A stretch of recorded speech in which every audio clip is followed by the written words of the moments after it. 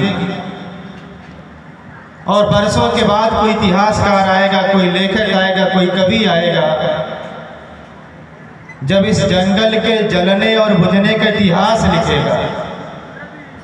चिड़िया कहती है याद रखना, उस समय जंगल को छोड़ करके, या जो लोग जंगल से लाभ लिए हैं, जब जंगल पे संकट आया है, जंगल को जलता हुआ छोड़ करके जो लोग भागे हैं, याद रखना कि उनका नाम किस अक्षरों में लिखा जाएगा। चिड़िया कहती कि बंदर तू ये भी याद रखना, मैं जानती हूँ कि मेरे एक बूंद पानी से जंगल की आग नहीं बुझेगी, लेकिन तू याद रखना, जब जंगल के जलने और बुझने के इतिहास लिखा जाएगा, मेरा जो प्रयास है, मेरा जो कार्य है, आने वाले समय में उस होने के अक्षरों से लिखा जाएगा। लेकिन मैं कहना चाहती हूँ, तुम और तुम्हारे जैसे लोग जो जंगल को जलता हुआ छोड़ करके भागे हैं, उनका नाम गद्दारों की सूची से लिखा जाएगा। चिड़िया की बात एक हाथी सुनी। हाथी दौड़ करके आती, कहती बहन जरा बताओ क्या करना है। चिड़िया हाथी से बात करती, कहती बहन बहुत उपकार इस जंगल का, इस जंगल को बुझना चाहिए, जंगल बचना चाहिए। हाथी कहती है कि चिंता मत करो, इस जंगल के आग को बुझाने के अभियान में अकेले नहीं हो, हम सब तुम्हारे साथ हैं। चिड़िया की बात सुन करके हाथी आवाज लगाती है, जंगल के सारे हाथी इकट्ठे हो जाते हैं, नदी पे जाते अपने सूंडों में पानी भर भर के लाते हैं और जंगल पे डालने लगते हैं, और विभिन्न प्रयासों से जंगल की आग बुझा डालते हैं। बंधुओं, ये कहानी सुनाने का मेरा जो मतलब है, मेरा जो उद्देश्य है, वो ये है कि डॉक्टर बाबा साहब अम्बेडकर ने बहुत सुंदर सा उपवन लगाया हमारे लिए,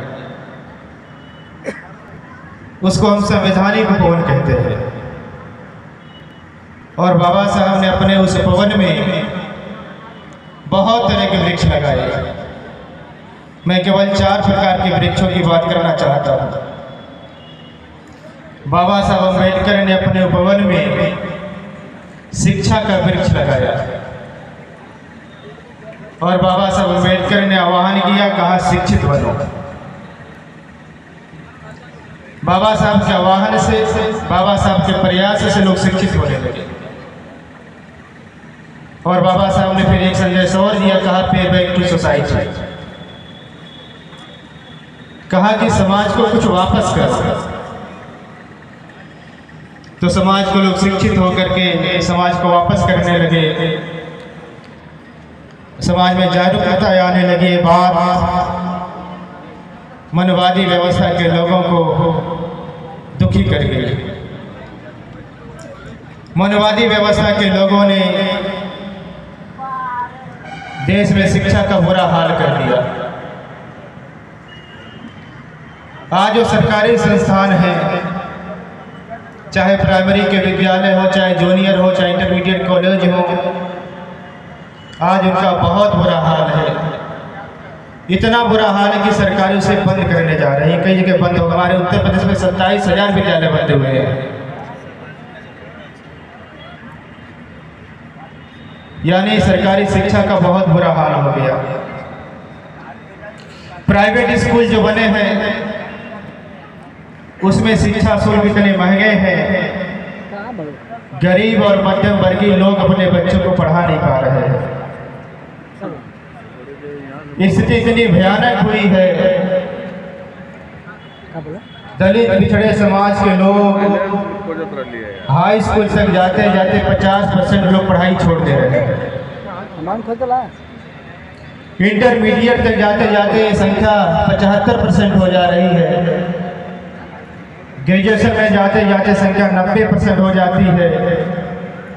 और देश में जो कंपटीशन, उसमें हमारी कोई संख्या नहीं है।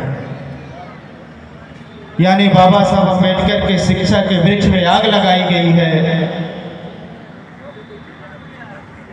और उसे बुझाने का बहुत अच्छे प्रयास नहीं हो रहे हैं। और वो लोग भी नहीं प्रयास कर रहे हैं जिनका शिक्षा से जीवन